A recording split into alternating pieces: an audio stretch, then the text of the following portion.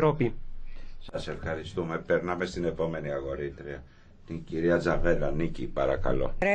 Κυρία Επίτροπε, κανείς δεν αμφισβητεί το σημαντικό ρόλο του ETS ως προς την λειτουργία της κοινής εσωτερικής αγοράς ενέργειας και την σημαντικότητά του ως προς τις επενδύσεις σε πιο καθαρές μορφές ενέργειας.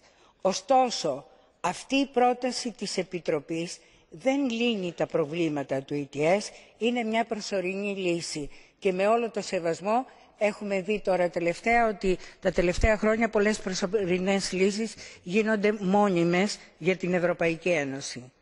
Κυρία Επίτροπε, το ETS χρειάζεται μακροπρόθεσμες διαρθρωτικές μεταρρυθμίσεις και θα ήταν προτιμότερο να προτείνετε μια πιο ολιστική πρόταση με πιο μακροπρόθεσμες βλέψεις.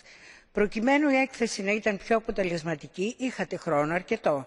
Θα μπορούσατε να προτείνατε τώρα ένα σχέδιο για την διαρθρωτική μεταρρύθμιση του ETS. Αντί γι' αυτό μιλάμε τώρα αν το ETS θα επιβιώσει ή όχι. Ευχαριστώ πολύ.